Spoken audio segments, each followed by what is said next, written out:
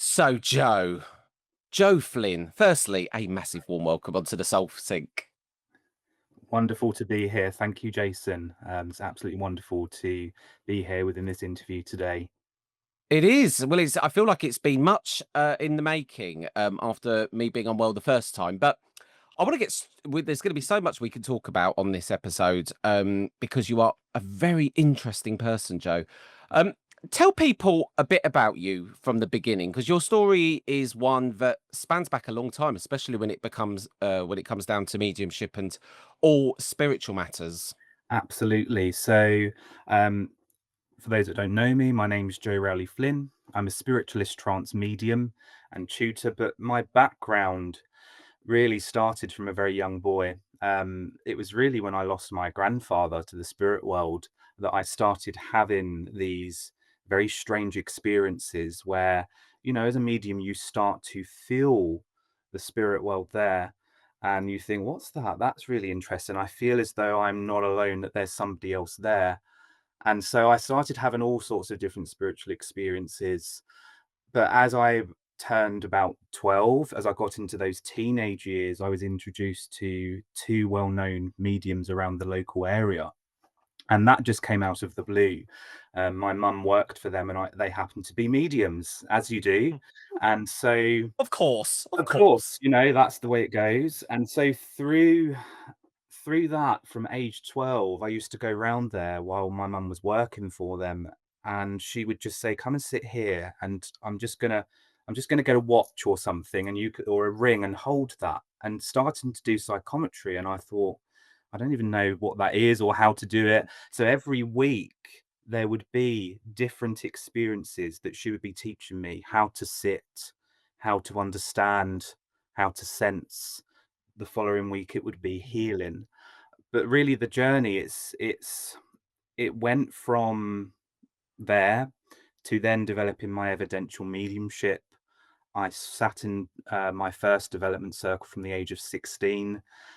And through that experience was when I had my first real experience of trance mediumship happening.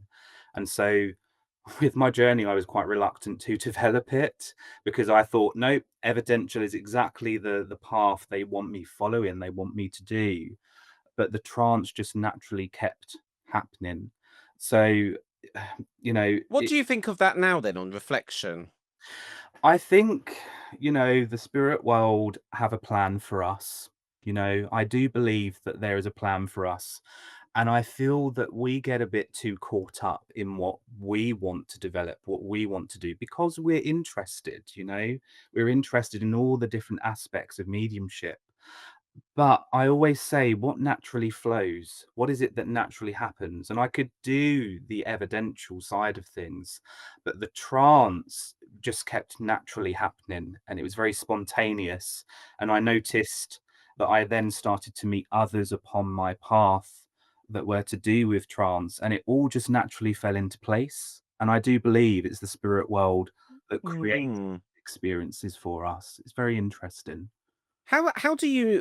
Because there's going to be people obviously listening to this. This is the thing with this podcast, Joe. You go down a million and one rabbit holes. How, That's fine. how how would what would you say is the difference then between it being something that you're meant to be doing, something that is in your soul plan, and something that you're kind of feeling pulled towards? And the reason I asked the question is because to give some context is I I don't know why. Well, I do know why, probably deep down, but um, I feel that where I'm meant to do my mediumship is on a platform, and seem to have no real urge to ever want to do one to one, which kind of feels a bit weird because you think, well, that's where you should cut that. But for some reason, I always feel so attracted towards platform, and I think it's the collective energy of the people in front of me. I don't, one of the things I have when there's someone sitting in front of me, and this might sound crazy, but I'm much less likely to get in my own head or switch into the thinking brain when I'm on a platform, as opposed to when I've got the expectation of just one person in front of me. That's a Yes. long way to ask the question, but I Yes, guess the yes. question is, how do you know I what you think should be doing? it's through the experiences of the phenomena. I really do believe Mm. that it's really about the naturalness. For me, it's, with your mediumship, is it flowing? Is there that natural aspect? And I found that even though I could do the evidential, it started to change. My mediumship started to change, and I almost felt as though the spirit world were kind of stepping back, because I did platform for a while, and I had a wonderful teacher, very old school, trained within that aspect. Um, and she took me out on platform, and I did that for a while, but I just found as though spirit world was calling me to something different. And I think it happens when you're focusing on one aspect of your mediumship, and it starts to change, and perhaps it's not flowing as much, and it's a real sort of struggle. But then there's another aspect of your mediumship that naturally just flows, such as the trance was just naturally happening with me. Then you start to recognize, well, perhaps that's what the spirit world want me to focus more upon. What is it that allows me to Mm. move into the harmony and the oneness? And I think the more that we can focus on that, the more we start to understand that journey. But it's also about getting to know those that work with you. And so, it really is about, what do the spirit world need from us? And I had a very physical experience that really, they just caught my attention and was like, this is what we need you to be doing. So there was no messing about with it, really. So I would say, if the spirit world truly want you doing a certain path, they will keep creating it until it happens, But I think we get Mm. caught up in aspects around us. So, I think it's about, as well, feeling the power of your soul, and where does your soul feel drawn to? But for me, it's about, is it making that difference? You see, when you do your platform mediumship, you're making such a difference to others around you. And so it's the impact Mm. quality, it's the healing aspect. Where does it start to allow the deepness to unfold? It's interesting. When you were talking there, it made me, it just jumped into my mind that whenever I do the platform, and I've not done the platform in any other setting than with me other mediums, Yeah. because I haven't found my stride. I need to get to circle more. But whenever I do the platform, it's it just feels where I belong, and stuff seems to, and like you said about the phenomena, it always seems to happen when it's connected to the platform. But I guess in my own mind, I'm thinking, well, can I be a platform medium if I haven't even, done enough of the one-to-ones? Um, Yeah, I think as well. am I skipping an important fundamental step? I can do one-to-ones. I've got no problem with it, but I just doesn't it doesn't excite me the same way. As I guess that's the difference, isn't it? What my soul is calling me to is the passion, Absolutely. which is what's exciting me. The one-to-one sit down um doesn't as excite me as much. It does excite me in some ways, but I feel like I'm digging myself a hole now, Joe. It is the It is the passion, you're right, it's Yeah. passion, but also it all comes back to where the spirit world want you working, where they want you in service. For others, it may just be healing, and that is the path. We've got some wonderful healers Mm. do the healing. It's not so much the mediumship, it's more within the healing aspect. So it may be that you're suited more to the platform mediumship, and it naturally unfolds, and they can work in that way with you rather than in a one-to-one setting. Not everyone's suited in that way. For some, they will explore those one-to-one readings, and that will just be the way that the spirit world want them working, you see. So I Mm. think it's I think all. one of the things with the one-to-one is when you're sitting opposite someone, and if they're coming into it with maybe an element of disbelief, sort of sitting there with their arms crossed, Yeah.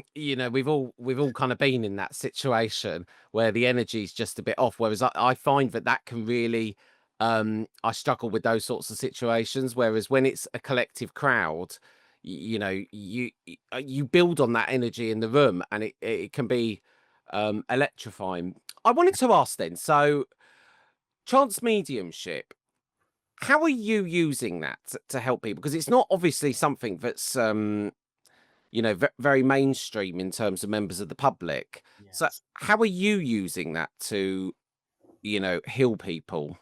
So we have our trance mediumship community aspect, Hmm. you know, uh, trance mediumship community page.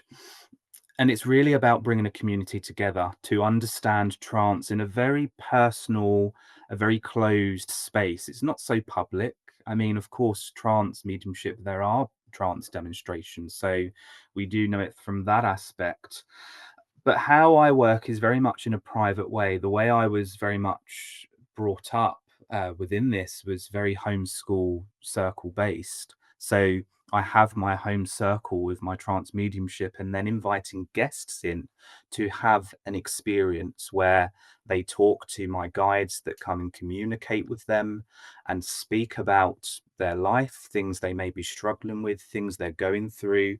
And so it can become a very personal, deep communication between the spirit world and this world.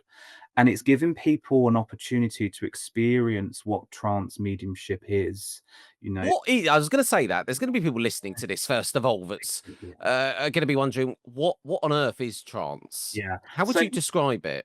so trance mediumship. Trance is really, let's take it back a step. We have evidential mediumship, the mental mediumship. Mm, And that's where we are really relaying the information. Okay. So I have an awareness of spirit. They're saying this, they're saying that, and you're relaying that information. We work through the altered states of consciousness, as we know. But then there's many different aspects and deepness of altered states of consciousness. So we can move from those lighter aspects into much more deeper aspects. And I call it entrancement. And entrancement is where we start to become more of the communicator. So within your evidential mediumship, you may start to take on the mannerisms of that individual. And so you're moving into a deeper state within your power. But then we have from the entrancement, what happens is we move into trance control. And really, the trance control state is where we allow our guide, we work with spirit guides with trance, but also loved one communication can happen. And it's where we are giving over that aspect of our consciousness to the spirit world. And so they're not possessing us. It's not possession. That's one thing we need to get very clear. There's that Whoopi Goldberg, and there's that scene, isn't there, where the ghost overtakes her. It's nothing like that. It's nothing spooky. You're learning to blend your awareness with the spirit world through the energetic field around you. So it's a soul to soul communication of blending. And you, as a medium, are learning to let go of your conscious awareness. And that can be sometimes a little bit difficult because we don't like to give up surrender. Within mediumship, we're always talking about I think you're being quite kind there by saying it might be a little bit difficult. it's very But difficult. this is the Yeah, crazy thing. Is yes. actually the most simple thing in the world when you Yeah, strip it back, isn't it? But yeah, yeah. it's not. We I think its overcomplicate. simplicity is what makes it so bloody difficult. Yes, yeah. So, we overcomplicate it. So it really is about moving into the stillness, moving into the quiet, and allowing spirit to come into that space around you in a much more deeper way so that they can start to take over the vocal cords, they can start to speak through you, and so those that are experiencing trance phenomena can start to sometimes see changes over the face. And that's Mm. really what we call overshadowing. So you start to experience more of the spirit world here and now. You start to have your own experience. And so it can become quite strong. It's a very physical energy that's built up with trance mediumship. And if you look back at pioneers of the past, they really did develop really deep altered states of trance work, just beautifully. So trance mediumship is a blending of soul to soul. It's where we're allowing the communicator to come in just much more within our own aspect of this world and giving evidence of themselves. We have trance evidential communication, we have trance soul assessments where the guide comes forward and gives that person an assessment. That's something that my own team do with me. Trance philosophy. but there's various different stages with it. It's one of those aspects where what is trance mediumship, or it will probably take 2 hours to to Well, explain there's and a go lot to into it. it. There is, There is, there's a isn't lot I there? want to ask Yeah. you about Yeah, today, absolutely, yeah. Joe. When you talk about the blending of the soul and the spirit, how are you experiencing it? Is it more of a melting away of the self, or is it more? Would you describe it as more of an expansion of the self? Beautifully put. It's a very interesting, yeah, that's very interesting because a lot of people feel, do you have to expand? Because if you think about evidential, you're in a very active power. So you're expanding. It's this constant expanding because we know the spirit world are on a much higher frequency. So we've got to raise our vibration. But with trance, you've got to develop a very physical energy. And so what happens to the auric field is it becomes very magnetic. It becomes very passive. So you've got to learn, first of all, how to move yourself into an altered state. And that's through the peace. And there's one saying that I always say, and I say, think not with the mind, but feel with the soul. And so it's about learning to move your awareness down to where you feel love resides within you. Where do you feel the power of your soul? And so, where do you feel that stirring that allows you to become aware of the energy? And, for me, the only way I can really explain it is that, like you said, I just start to fade away. I use the breath to help me move into the power that I am developing for the trance state, but I move into the deepness of the soul. And so, there's that term, isn't there? What's the difference between meditation and sitting in the power? But with trance, for me, first of all, if I get myself into that very peaceful state, into that altered state, and I know that my mind is calm, it's surrendering more, then I can start to build the power within myself. And it's very different to the active evidential side. It's Mm. building the power still, but in a very physical, magnetic way. So that's how it works for me. I just focus on the breath, I give over to the spirit, and I just focus on moving into the presence and the oneness of my soul until I then start to really feel the gathering of those that work with me. And through that, there's this deeper blending. And it's, for me, it's all about the oneness. How can we become one with ourself, one with the power, and then into the experience of the spirit world and give way to that. It's simplistic. I don't think we need to complicate it. So, but that's how You're it right works. there. I've watched a fair amount of trance mediums over the years. I've been developing my mediumship for 4 years. My granddad, like you, was Yes. he was, well, he was a very well known medium. But as you do, Joe, I didn't ask him any questions whilst he was alive about it. Of course. Of course. Yeah. Yeah.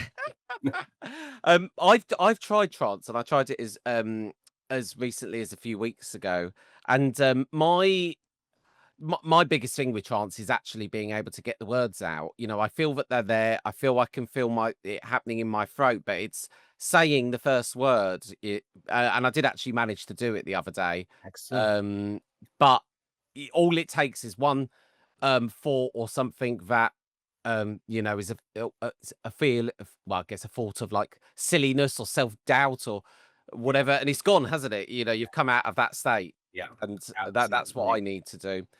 You mentioned earlier on about knowing your guides. Now, I strive to sit in the power every day. Am I currently doing that every day? No, I'm bloody not. But when I do it, I Life is busy. yeah, when I do it, I fully realise the reason why I should be doing it every day. And when I go on some course or something, I think, "Ah, I need to nail that," but I'm getting better. So you mentioned in some of the notes that you kindly sent over before that trance for you has healed parts which were and aspects of your life which were for you too painful to look at before. Yeah. Um, how do you feel the spirit world has brought healing, and how have they done that through trance? Because I've heard other people say that one of the main things they love about trance is how they feel after it. Yes, yes. It can create many different experiences for us.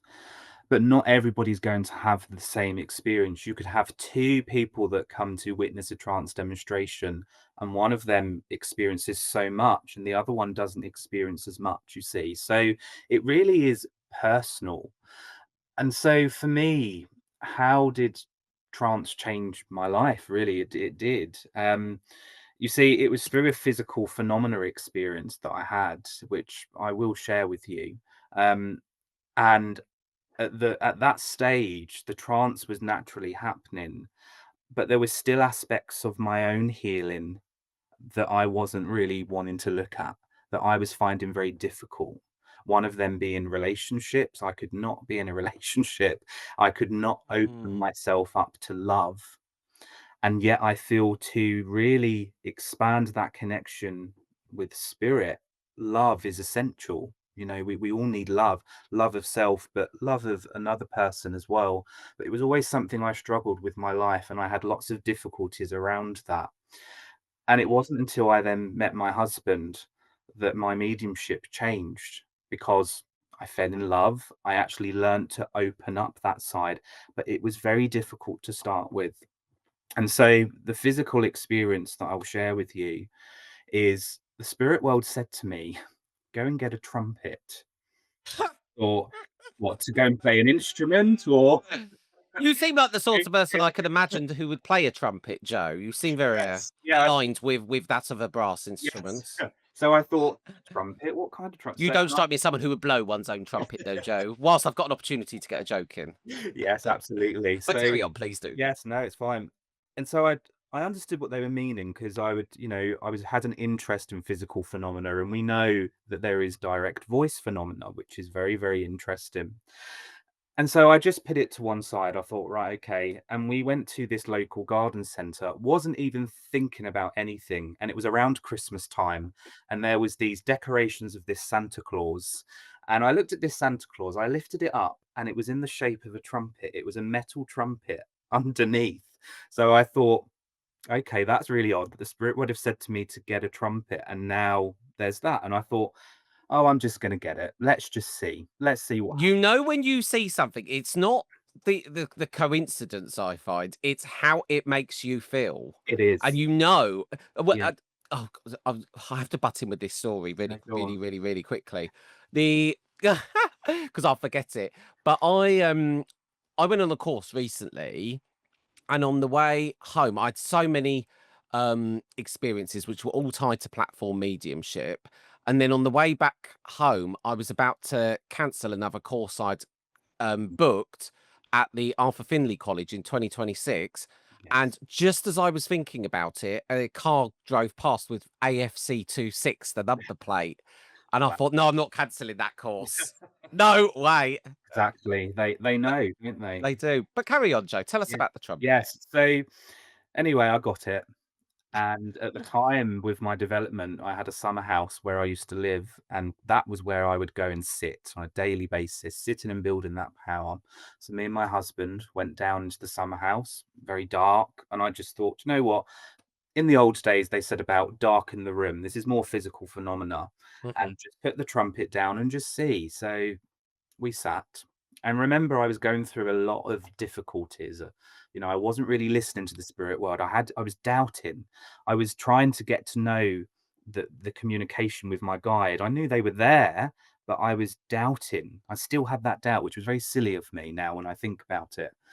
But that was I think we've more, all been there. yeah, but it was more to do with where I was, you know, within my Mhm. healing journey. Anyway, we sat and we started hearing noises, and the trumpet started to move. And as the trumpet started to move, um, a voice started to shout out of that trumpet. And it was one of my helpers, who I recognized the voice, and they were shouting down the trumpet and telling me to basically heal those aspects that needed to be worked upon. It was only for a few seconds, but that's direct voice phenomena, very, very rare, and it changed my life. He came forward and spoke through it, and then the trumpet went bang down onto the floor. And of course, you know, I started to absolutely get very emotional. because it's very, very different. You know, the whole time within your evidential aspect, you are aware of the communication in that way, but to have a very physical experience like that with the spirit world, you can't put it into words. It's very personal to you. But from that day on, it changed me. It started to get my attention, and they haven't done it since, but that was enough. That was all that needed to happen within that moment, and we couldn't believe it, and my poor husband, he was very new to spiritualism, and that's his first Ah, experience of it. So you can imagine him thinking, who am "Oh" I getting into a relationship with? Who is yeah. this man? So it was very, very, very Who's empowering for us mm, both, and to recognize the strength and the intelligence, and clearly the conditions were right within that moment for them to get that across, to be able to even move a trumpet and to then speak through it is just incredible. But it mind changed my blowing? life to hear my guide's voice, through that trumpet, Mm. telling me off and that I need to sit more regularly and I need to do this and need to do that. I was like, okay, okay, I'm gonna do it. I'm gonna do it. And from that moment on, it just changed me. It's Mediumship can interesting. change us, it really can.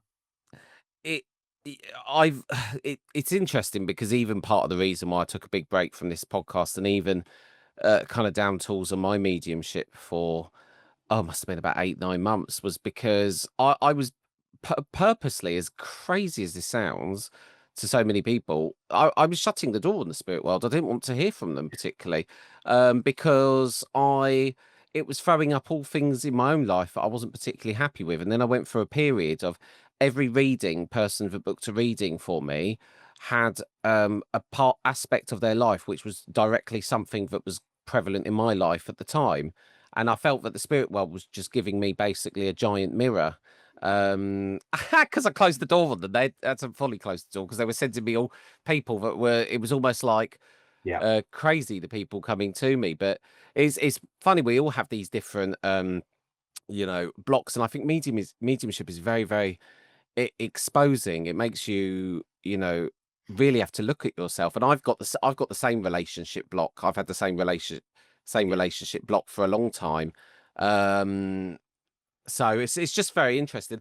Obviously, knowing one's guide and knowing the team is important. I can't say that I um know my guides. I know they're there, yeah, but I cannot tell you any more than that. But that probably goes back to what we said about sitting in the power. They're probably that absolutely, my guides must be yeah. banging their head, Joe, against concrete. They must be like, "What the hell? Why can't we? This guy is so frustrating. Why won't he just do what he needs to do?" Yeah, Um, yeah. I think we live in a busy world, and we we're do. in such a modern world where we're just constantly busy. But the practice and the discipline of sitting in the power to understand that relationship with your guide, and we don't need to know absolutely everything about them. It's not like, what did you do for a living? What's this? What's that? But it's just Mm, feeling the presence, the essence of them, perhaps the culture. People get really caught up on a name and things like that with them. But for me, it's more the presence and the essence. It's feeling the presence and the essence of that person with you and getting to know them. And so mm, when you look back at people such as Mr. Gordon Higginson, he knew them. They part of his family, they were just there.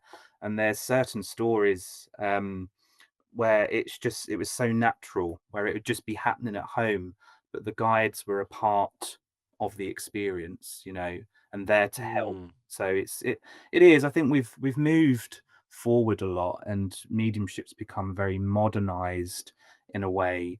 And so, but putting that time in to get to know your guide, it does take time. It takes discipline, and just taking that moment to just sit down and have that dedication. But all we can do is Discipline is the word, isn't it? it is, yes, It absolutely. is the word. You just touched on there the future. I guess looking forward, if you, Joe, were to imagine the future of trance mediumship 50 years from now, Yes, what do you hope will remain sacred and unchanged, and what do you hope evolves from it? very good question. One thing that comes to mind is groundness. I hope that Oh. groundness stays within it because What do you mean by that? so there's a lot of myths. There's a lot of myths with trance and you know, it sometimes we can get a bit too carried away. If we've not looked at ourselves enough, then how do we know when there is the authenticity of trance communication happening? I hope that people, and all we can pray for is really that people take a grounded approach with their mediumship. That's what I hope for, so that they can build a foundation to take their time with sitting, to understand the relationship of who is there. Because when you look back at the pioneers of the past, that's what they did. They took their time to understand and get to know and get that bond. So for me, I hope that people take more time to sit, to actually build more home circles, because it's one of my passions is Mm. bringing home circles back. And I do feel people are creating that. Doesn't have to be in person. We've got many people doing home circles that are online and it's making friendships. But I just hope that with trance mediumship that we can get to a stage with it where it can become very strong, where there can be an experience where somebody has sat for many years and the communicator, say their loved one, can come forward in the trance states and have a very Mm. intimate experience with their loved one. Because it's been done in the past. There's been It's me. so powerful, you know. It Well, is. I've had mental mediumship. Well, I had one mental mediumship reading of my granddad, where it was almost, I think, kind of bordering on trance Yeah. because his personality, his Mm, mannerisms, the way he would yeah, talk, and it bloody hit me. You know, yeah, it was the best reading I've ever had because it was like I was actually talking. Well, I was talking to him. yeah, It was him. You know. yeah, and that's where I hope, because I feel that if we had people that could sit enough, but not so much in a public environment, very out there, but in a very private setting where there is that harmony and where the conditions can be built. You see, when you again, when you look back, such as Estelle Roberts, she had her circle for many, many years, but she had guests that would come in to then experience the phenomena. So it, if we could just get people to sit and build in that way again, it would I just would be love to hope that it could be a member of the public thing where you yeah, could do that one to one. Then it does bring up a question though that where is it done for the medium? If the medium is in a trance state, there is a high level of trust there. It's very, you're you know, in a very exposing. vulnerable state, and You are that's why with trance, I always have my husband that sits for my unfolding. a It's chaperone. absolutely, because it's so important. I often say to students developing, you've got to feel comfortable, you've got to feel at ease, and you've got to have the harmony and the right conditions. You Mm. don't need loads of people to develop your trance, but just having one other person or two other people, if the harmony and the power is right and the conditions are right, then I believe anything is possible. I really do. But I do, yeah, I think looking at the future, it excites me because everything's always expanding and advancing. And I do believe that the spirit world are wanting to bring back more physical mediumship. I do believe they I want, think we need it. I think we yeah, need all mediumship in yeah, bucket loads at the moment. absolutely. Um, okay, your 16-year-old self then sitting in that first circle, young, vulnerable. Oh, yes. Um, if he could see the man then and the medium you've become today, what do you think he would say to you? I'm asking, but lots of people will say, "What would you say to your younger self?" I want to know what your younger self would say to you, Joe. Yes, that's very interesting. I think to be kinder to myself. I think to be kinder, to enjoy the journey. And, Mm. my before I would got involved with spiritualism, well, while I was involved within spiritualism, I was a professional Irish dancer, so everything I was. was perfect. It had to be that world was perfectionism, and so not to be so hard on myself, I would say to enjoy it more. And as I've got older, I've learned, yeah, you just need to enjoy what you're doing. And I see other people developing, and I observe them, and they're getting so caught up in and getting frustrated. And Mm. I believe that we need to enjoy the journey more. So I would say to my 16-year-old self, be kind to yourself, enjoy the journey more. But but yeah, I think it's interesting. I wouldn't take any of it back though, because I've met some wonderful people upon the journey, and it's taken me to various different, uh, you know, paths. It's just been wonderful. We're gonna have to get you on. We're gonna have to persuade you. We're gonna have to get the listeners to persuade you to come on to do a trance, Yes, be more than some trance for us at some point. Because there's gonna be, and do you know what? That's what's needed. More trance is needed to be out there in the public domain, so we can break down all the fear and the taboo about it. yeah, absolutely. Yeah. Joe, I feel like there's so much we could have talked about. I feel like there's so much that was on your sheet that we haven't even touched on, but Yeah. the time is just running away with you. Leave us on if you do want to find out more about Joe, your trance community, all of the details will be on the show notes. Just go there, the links are there. Joe, leave us on a final thought or a pearl of wisdom or anything that's on your mind. Some people like to just, I've had as short as one word. I've had a whole monologue before. I've almost had to do a whole separate episode. One of them went on so long. So you can go for as little or as much as you would like. Okay. One thing I will say, because we're on the subject of trance mediumship, Hmm. explore it. Understand how you feel with it. Each experience is going to be different for each person. As I say, one person may experience it and it will be wonderful and life changing. For others, they may be a bit skeptical. There may be more to understand. It may be a different path that you need to explore. But one thing I want to say is go back to you. Don't give your power away, but just understand your own power and really get to know what your soul is saying to you to move you forward. Because for me, it's about the soul, it's about the expression and the power of your soul. And there's no right or wrong way to your unfoldment and your development. It's your way and how the spirit world work through you. And so understand how you can sit, look up our pioneers, because you will learn so much. And when you feel very disheartened and you want to shut the door and you don't want to do this anymore, just get a book and look at the pioneers and watch the and feel inspired, because we need to learn to find the glow of the soul again. So learn to find your spark and just explore it. And most of all, have fun. Have fun with the journey. Don't rush. A lot of people just want to rush, but learn to understand your foundation and enjoy it and enjoy the experience with the spirit world. I honestly think that was such wise words. And as you were saying it, Joe, so much of that probably applies to me. I probably needed to hear that about 4 years ago, Joe, to be honest with you.